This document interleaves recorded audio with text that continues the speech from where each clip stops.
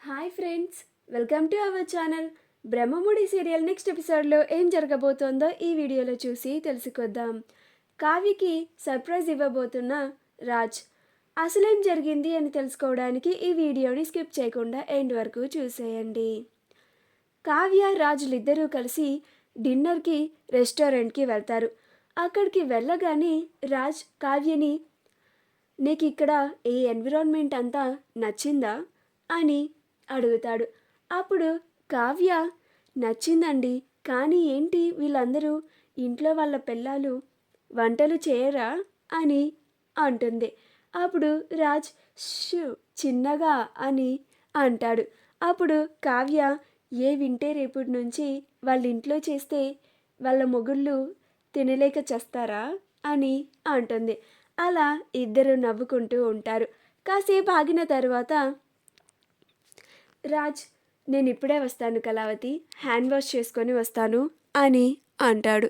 అప్పుడు కావ్య, అలాగే అండి, మరి ఒక్కదాన్నే అయితే బిక్కుబిక్కుగా ఉంటుంది అని అంటుంది. అప్పుడు రాజ్, వెంటనే వచ్చేస్తాను అని అంటాడు.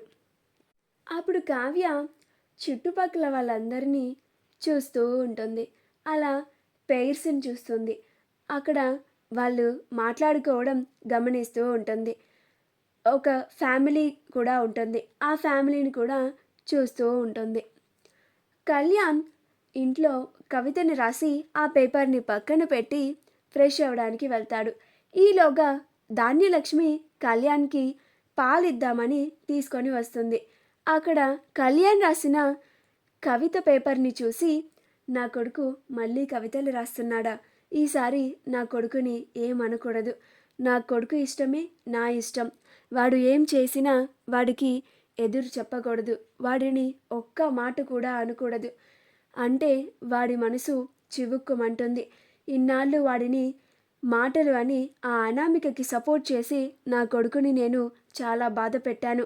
ఇకనైనా నేను నా కొడుకుని సపోర్ట్ చేయాలి, వాడిని మరింత ఎంకరేజ్ చేయాలి అని అనుకొని అక్కడికి వచ్చి పాల గ్లాసుని టేబుల్ మీద పెట్టి, ఏం కవిత రాశాడబ్బా అని తీసుకొని చదువుతూ ఉంటుంది. అప్పుడే కళ్యాణ్ ఫ్రెష్ అయ్యి వస్తాడు.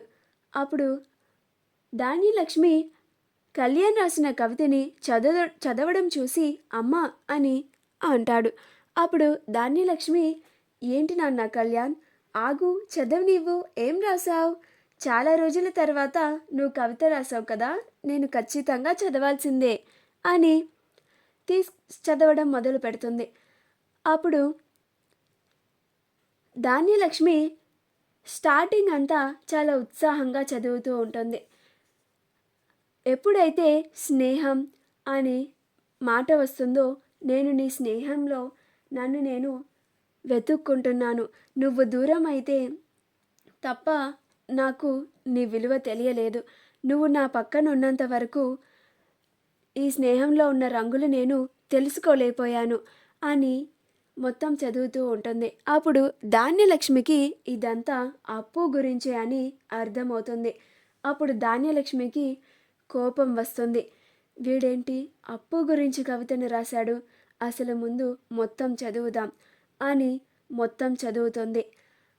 చివరాఖరిలో ఇంతటితో మన బంధం మధ్యలోనే తెగిపోవాలా అని రాసి ఉంటుంది. ఇంకా ధాన్యలక్ష్మికి చాలా కోపం వస్తుంది. ఏంటి కళ్యాణ్ ఇది, అప్పుని నువ్వింకా మర్చిపోలేదా, అప్పు గురించి కవితలు రాస్తున్నావా, నేనింకా నువ్వంతా మర్చిపోయి ప్రశాంతంగా కవితలు రాసుకుంటున్నావు అనుకున్నాను, కానీ నువ్వు ఆ అప్పు గురించి ఆలోచిస్తూ ఆ అప్పు గురించి కవితలు రాస్తున్నావా అని అంటుంది.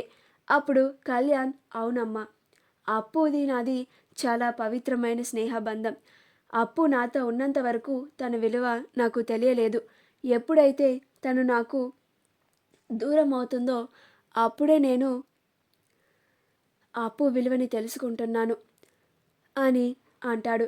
అప్పుడు ధాన్యలక్ష్మి, చాలే ఆపు కళ్యాణ్, ఇక నుంచైనా నువ్వు అప్పు గురించి ఆలోచించడం మానే, అప్పుడే నీ జీవితం బాగుపడుతుంది అని అంటుంది.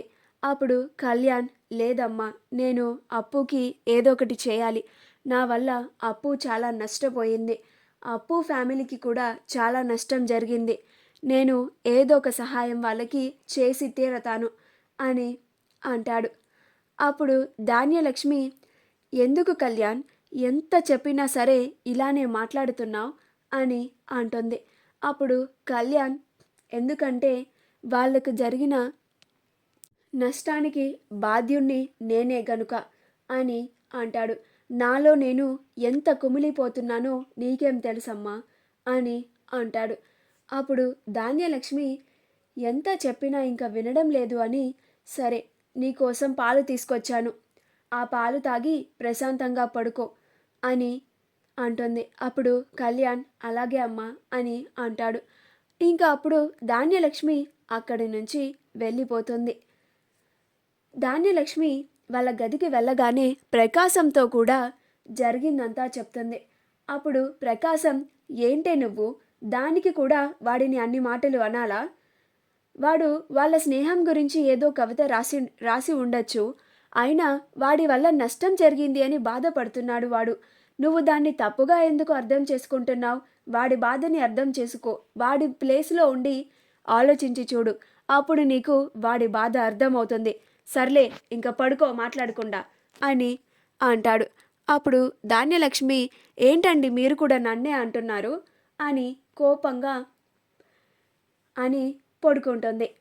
అప్పుడు ప్రకాశం, ఇది ఎప్పుడు నా కొడుకుని అర్థం చేసుకుంటుందో ఏంటో అని ప్రకాశం కూడా పడుకుంటాడు. రాజ్ వాష్రూమ్ అని చెప్పి అరేంజ్మెంట్స్ అన్నీ చేసేసి వచ్చి మళ్ళీ కావ్య దగ్గరికి వస్తాడు.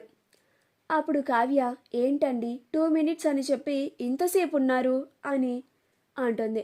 అప్పుడు రాజ్, కొంచెం లేట్ అయింది అని అంటాడు. అప్పుడు కావ్య, ఇంతసేపు నాకెంత బోర్ కొట్టిందో తెలుసా అని అంటుంది. అప్పుడు రాజ్, సరే నేను ఇప్పుడు వచ్చేసాను కదా అని అంటాడు.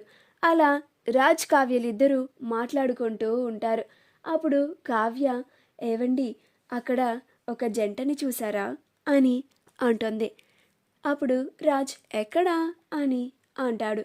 అప్పుడు కావ్య, అదిగోండి అటు లాస్ట్లో అక్కడ కూర్చున్నారు చూసారా అని అంటుంది. అప్పుడు రాజ్, అవును అని అంటాడు. అప్పుడు కావ్య, తను తన భార్యని ఎంత బాగా చూసుకుంటున్నాడో చూడండి అని అంటుంది. అప్పుడు రాజ్, అంటే నేను నిన్ను చూసుకోవడం లేదా అలా అని అంటాడు. మా వీడియో కనుక మీకు నచ్చినట్లయితే లైక్ చేయండి, షేర్ చేయండి, మా ఛానల్ని సబ్స్క్రైబ్ చేసుకోండి. పక్కనే ఉన్న బెల్ ఐకాన్ని క్లిక్ చేయడం మాత్రం మర్చిపోకండి.